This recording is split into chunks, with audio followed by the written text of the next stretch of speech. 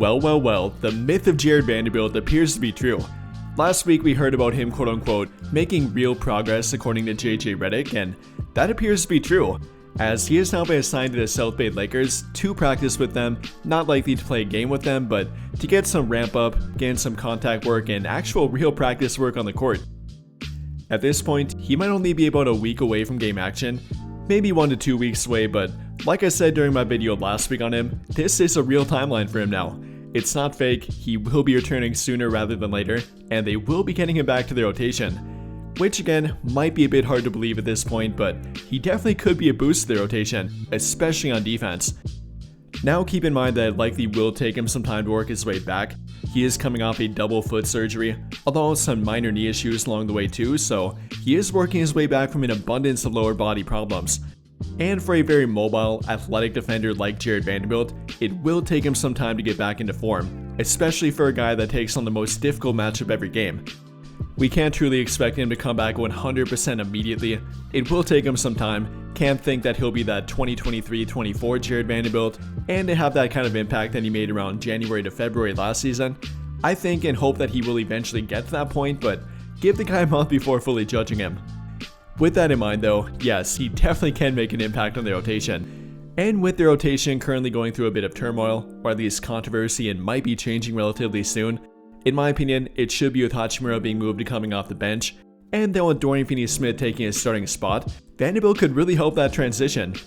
The problem with Hachimura comes down to defense. There's not really a good position for him to defend, and especially not in the modern NBA. He's not quick enough to match up with guards or even quicker wing players, and although he is a pretty physical defender, he's not big or physical enough to match up with a real center, so the only matchup for him does tend to be that more physical power forward, which there are not many of.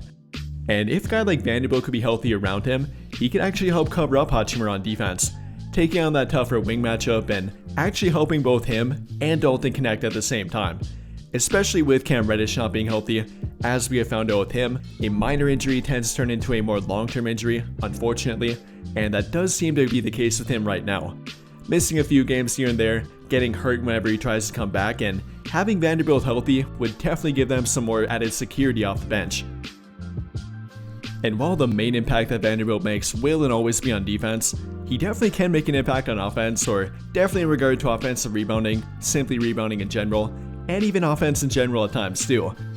I mean, during a 16-game stretch prior to getting hurt last season, the guy was putting up about 7.3 points per game, leading their team in three-point percentage, albeit on a limited volume, a very limited one, shooting 62.9% from the field, grabbing 5.5 rebounds per game, of which 1.5 of them were offensive rebounds, leading their team in steals per game, averaging nearly 3 of them per 36 minutes, nearly 2 assists per game, and having the highest plus-minus rating on their team in that time frame.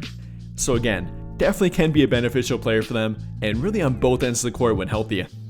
And even apart from defense here, as I'm really not that worried about him there, what kind of version of Vanderbilt will we get on offense?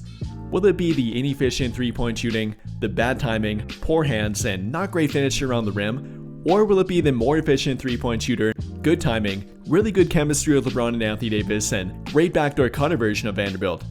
There's a big difference between that player. One's the actual beneficial player on offense, or at least not a net negative, and the other one's a borderline liability. So even with elite defense, that difference between that version of Vanderbilt on offense can really make the difference for them. One guy can actually be a part of their late fourth quarter lineups, and the other one really can't. Don't get me wrong, he can make a difference throughout the game no matter what. There is a time and place for an elite defender, no matter who you're playing against, but again, with the up and down offensive production of Vanderbilt and which version you might get from him, there is a big difference between that, and it will be interesting to watch how that plays out. And apart from that, one thing it might lead to will be his spot within the rotation. Obviously he'll be coming off the bench, and it should be that way for a while. No, I don't think he should return to their starting lineup. He hadn't been there in a while, and I wouldn't put him in that big of a role right away. He'll likely be returning to a minute restriction, probably about 10 to 15 minutes, maybe 15 to 20 right away, which he will have to work his way back from, and maybe move his way up in the ladder within the rotation too. They do have a bit more depth than he last played with. A guy like Dorian Finney-Smith, for example, still have Rui Hachimura, Dalton Connect plays some small forward, and Christie plays some small forward too, and then Cam Reddish as well when it's healthy. So there is a little bit more competition for Vanderbilt than he last played with on their team, which in my opinion is a good thing. You should never be given or guaranteed a role within the rotation. That's never a good thing in my opinion. That decreases competition and therefore effort. You should have to earn it, maintain it, and show that you're worthy of it throughout both good play and bad play as well. With that being said though, I definitely am looking forward to the return of Jared Vanderbilt, and really the combination in their front court of him and Anthony Davis, and now the combination of him, Anthony Davis, and Dorian Finney-Smith. Last season, the combination of him and Anthony Davis, which is always a good defensive combination, produced a 109 defensive rating in over 300 minutes played.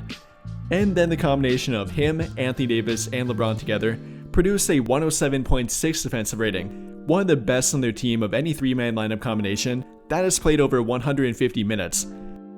Unfortunately, kind of limited time together, only 19 total games and 154 minutes, which isn't a tiny sample, but not quite the one that we wanted.